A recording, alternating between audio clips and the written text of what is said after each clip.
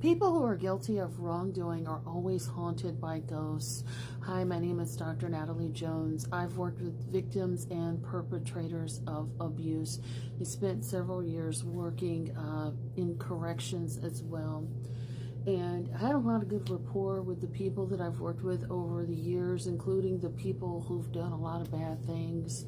And one of the things that I've always found to be true, and a lot of people always say, people narcissistic or sociopaths or psychopaths, they don't care and blah, blah, blah, blah, blah. And I'm here to tell you that that's not entirely true. It's going to look different from your typical person. But one of the things that I've always found to be true is these people are always haunted by ghosts, both literal and figurative. And so one of the things that, when I worked in corrections, again, I've worked with a lot of people who've done a lot of bad things. And when people are in prison or jail, they're only in prison or jail for the stuff that they've been caught for or been accused of, which doesn't include all of the things that they've done, right? There's people that are in there for some, they're in there, but we haven't discovered everything that they've done. And so a lot of times what will happen, when I'm counseling these people, I did a lot of individual, I did a lot of group therapy. And sometimes what will happen is people want to confess to crimes that they haven't necessarily been caught for, or bodies that haven't been found yet, or, crimes that have been investigated, but they haven't been able to link it to them. And so, one of the things that I always say is, in corrections, there's a whole lot of red tape. So I'd be like, okay, well, we can talk about the feelings that you have, but I'd rather not get into the whole crimes. In private practice, it's a different story. I don't mind, but in corrections, as long as it's after the fact. After the fact, there's a different set of ethics versus when someone is confessing to wanting to commit a crime or identifying a target. So once a crime is already done and over with. So we talk about that, and we talk about the feelings related to that. And so on and so forth. And, I always inform them of, here's the route that you can go if you actually really are ready to confess. And then, they think about it. I'm not ready. I'm not ready to confess to authorities, right? I'll talk about it with you, but I'm not ready. And, even when I worked with, folks on pretrial and parole, and then they kind of get themselves caught up, right? Again, they got to go back to jail. They want to stop in and do, a last minute confession of sorts. But, because they're holding a lot of stuff and they feel guilty about that, like withholding and lying to me and things like that. Plus, they feel bad about all the things that they've done in a sense that may not make sense to you. And it's not necessarily like I feel like guilty, but it's more like I did some stuff I shouldn't have done and I want to tell you about it. It doesn't mean I'm going to stop doing it, but I just feel guilty about it.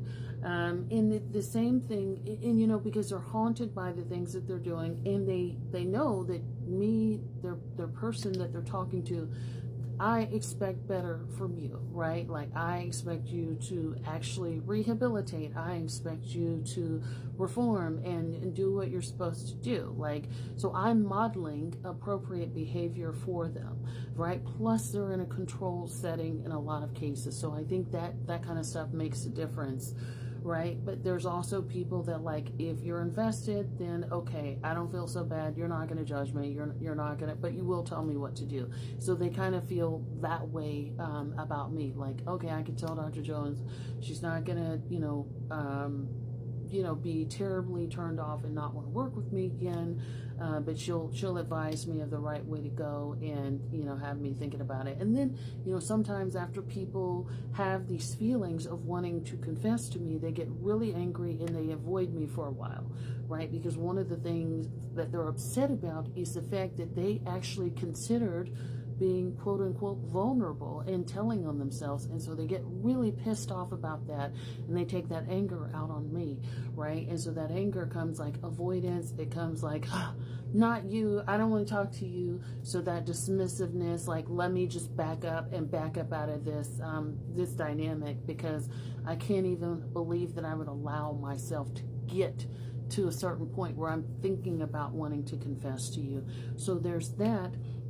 But then there's also people out on the street. And again, it doesn't happen in every situation, but in a lot of situations, there's people that are out in the street and they kind of do you dirty.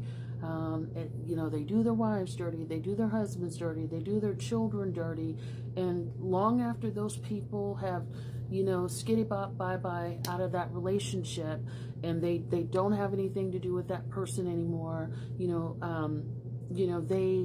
they're haunted by the wrongdoings that they've done. They're haunted by their actions and all the people, and usually they've got a line of bodies that they have done psychologically, financially, sexually, physically wrong. So if you, I think a good, maybe not so good, but a close representation of how that shows up.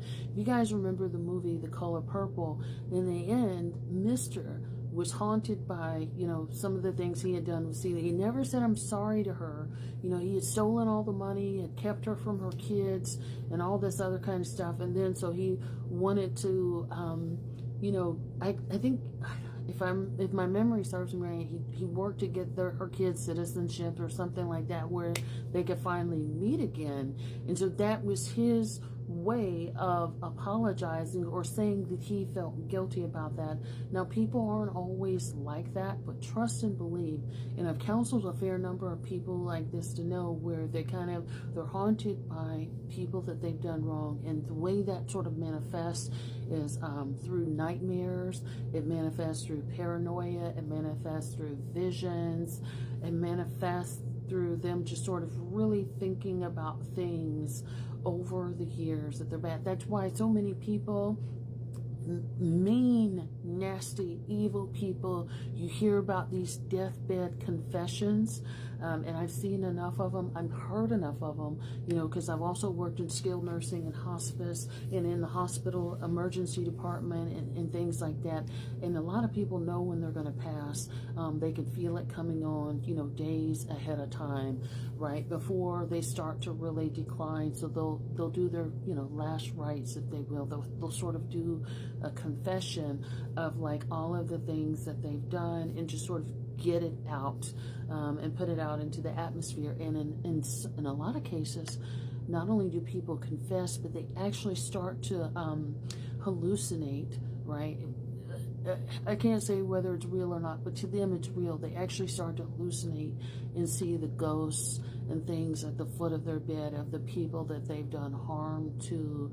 They start to hear things talking, people talking to them. So they actually start to hear it and see it. But these people are always haunted by ghosts. Whether or not they tell you that is a different story. Whether or not they act that way is a different story. But a lot of times they know it, and they have to consume things to help them avoid all of the bad that they've done. So they have to consume alcohol, drugs, sex, gambling. They have to always have some form of escapism or avoidance to help get their mind out of thinking about it.